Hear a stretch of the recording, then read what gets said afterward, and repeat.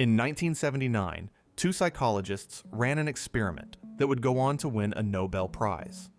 It wasn't about the stock market. It wasn't about interest rates or inflation or any of the things we normally blame for our financial problems. It was about the human brain. And what they found explains something that no budget app, no financial advisor, and no self-help book has ever been able to fix. Why intelligent, hardworking people who know exactly what they should be doing with their money, keep making the same financial mistakes, year after year, no matter how hard they try to stop. The answer isn't discipline. It isn't knowledge. It isn't even willpower. It's your brain. And in the next 10 minutes, I'm going to show you exactly how it's working against you, and the 3 things you can do this week to make it work for you instead. I want you to meet Marcus. Marcus is 34 years old. He earns $72,000 a year, a solid salary by any reasonable measure. He has a budgeting spreadsheet he built himself. He knows exactly what compound interest is. He's listened to the podcasts. He's read the books.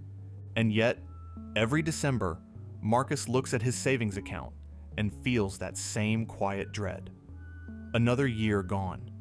Another year where the number barely moved. Marcus is not lazy. Marcus is not stupid. Marcus is not uniquely bad with money. Marcus is human, and the financial system he's trying to navigate was not built for human brains. It was built against them. Here's the uncomfortable truth about the modern financial world. We have access to more money information than any generation in human history. Free investment tools, instant bank transfers, apps that track every penny you spend. And yet the personal savings rate in America has been sitting near historic lows for years. Credit card debt just hit a record high.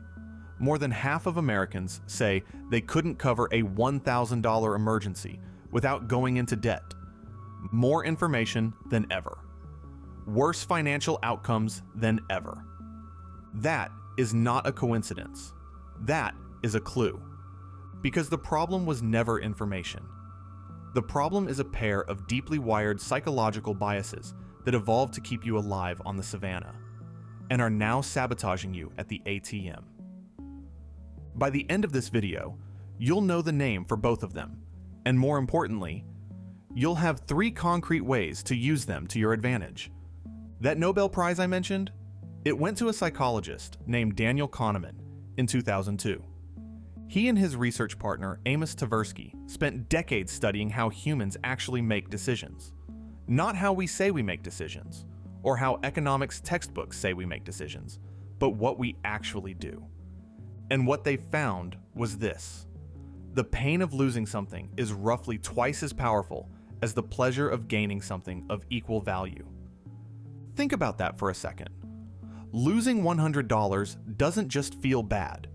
It feels about twice as bad as winning $100 feels good. The negative experience is neurologically more powerful than the positive one. They called this loss aversion, and it shows up everywhere in your financial life, usually without you ever knowing it. When your investment portfolio drops 10%, you don't just feel a mild concern. Your brain registers it as a threat. The same neural regions that fire when you're in physical danger. They activate when you watch your stocks fall. This is why people sell their investments at the worst possible time, at the bottom of a market crash, when the rational move is to hold or even buy more. The fear of further loss becomes so overwhelming that the brain demands an exit. Loss aversion is also why 0% interest for 12 months is one of the most effective sales tools ever invented. The purchase feels free, but the potential loss of that promotional rate, the risk of paying interest later, is what makes you keep the item instead of returning it. The framing of loss does the selling for them, and it's why so many people pay off their smallest debts first instead of their most expensive ones. Eliminating a debt feels like removing a loss. Even if the math says the bigger debt is costing you far more, the brain wants the psychological win of making a loss disappear. Have you ever avoided checking your bank account when you knew it wasn't going to look good? That's not avoidance. That's your brain trying to protect you from pain. The same mechanism that stopped your ancestor from looking into a cave that might have a predator. It's now stopping you from opening your banking app. The instinct evolved to keep you safe. In 2024, it keeps you broke. Loss aversion is the first villain, but there's a second one, and it might actually be more destructive when it comes to long-term wealth. It's called present bias, and the easiest way to understand it is this. Your brain is fundamentally bad at valuing the future. Not just a little bad, neurologically, structurally bad. When researchers put people in brain scanners and asked them to think about their future selves, their life in 20 or 30 years, the brain regions that activated were the same ones that activate when people think about a complete stranger. Your brain, at a neurological level, does not fully identify your future self as you. Future you is essentially someone else. So when you're deciding whether to put $200 into your retirement account or spend it on something enjoyable this weekend, you're not actually choosing between present you and future you. You're choosing between present you and a stranger. Put it that way, and suddenly it makes complete sense why retirement savings keep losing. This is exactly what was happening to Marcus.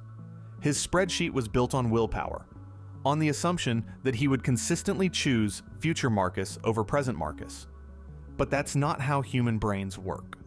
That's never been how human brains work. Every year, present Marcus won. Not because Marcus was weak, because the game was rigged from the start. Run the numbers on present bias, and they become almost incomprehensible. If present bias cost you just $200 a month in financial decisions, you wouldn't make if you were thinking long term. And $200 a month is conservative. That's $2,400 a year. Invested over 40 years at a 7% average return, that money would become over $500,000. That is the cost of your brain treating future you like a stranger. $524,000 handed to the present moment, one small decision at a time. Now, here's what most financial advice gets completely wrong. It tells you to try harder, to be more disciplined, to want it more, to build a better spreadsheet. But you now know that loss aversion and present bias are not character flaws.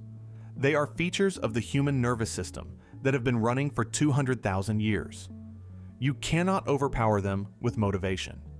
You cannot outdiscipline your own neurology. What you can do is design a system that works with your brain instead of against it. And it starts with 3 things. Number 1, automate, because you can't lose what you never see. The single most effective financial decision most people can make has nothing to do with investment strategy or budgeting discipline. It's setting up an automatic transfer to your savings account on the day you get paid. Before you see the money, before you spend it, before present you gets a vote. Behavioral economists call this paying yourself first. What it actually does, neurologically, is remove the loss aversion trigger entirely. If the money moves automatically, you never experience it as a loss. You never had it. You can't miss it. The pain signal never fires. Start with whatever number doesn't scare you. Even $50. The amount matters less than the automation. Because automation is what removes the decision from the equation. And your decisions, as we've just established, are working against you. Number 2, make future. You feel real. Remember how your brain treats future you like a stranger?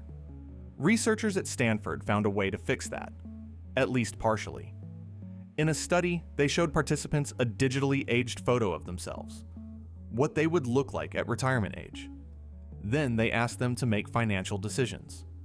The people who saw their aged future selves saved significantly more money than those who didn't. Making future you visually real, giving that stranger a face, changed the decision. You don't need a Stanford lab for this. Write a letter from your 65-year-old self. Use an age progression app to see what you'll look like. Put a reminder somewhere you'll see it. Whatever makes future you feel like you, rather than someone else who'll sort it out later. It sounds almost embarrassingly simple. The neuroscience behind it is not. Number 3. Use loss aversion against itself, the commitment device. This last one is my favorite because it's pure psychological judo. Richard Thaler, another behavioral economist who won a Nobel Prize in 2017, developed a program called Save More Tomorrow. The idea was brilliantly simple. Instead of asking people to save more money today, he asked them to commit to saving a percentage of every future pay raise. Not now, later. Future raises they hadn't received yet. People said yes, overwhelmingly, because agreeing to save future money doesn't feel like a loss. There's nothing to lose yet. But when the raises came, the savings happened automatically. The commitment was already made. Participants who joined the program saw their savings rates more than triple over 4 years. Not because they became more disciplined, because the system was designed to turn present bias and loss aversion into allies, not enemies. If your employer offers any kind of matched savings plan, this is your version of that program. Commit to increasing your contribution by 1% every time you receive a raise. You'll never feel the loss. And future you, your future self, who is actually you, will be the beneficiary. Marcus didn't need a better spreadsheet. He needed to understand that the spreadsheet was never the problem. The battle he was fighting, willpower against impulse, present against future, discipline against desire, was a battle his brain was never designed to win. Once he automated his savings, once he made future Marcus feel real, once he committed to a system instead of a resolution, the math started working in his favor instead of against him. Not because he changed his personality, because he changed the system. The most powerful financial tool available to you isn't a brokerage account or a budget app. It's understanding why you make the decisions you do, and building a life where the path of least resistance leads somewhere worth going. Loss aversion and present bias are 2 of the 6 major cognitive biases that shape every financial decision you'll ever make. If you want to understand the other 4, including the one that explains why most people will never sell their house for what it's actually worth, and why a single bad financial experience can affect your money decisions for the rest of your life, subscribe. That's the next video. And I promise it's going to make some things click that you've never been able to explain before.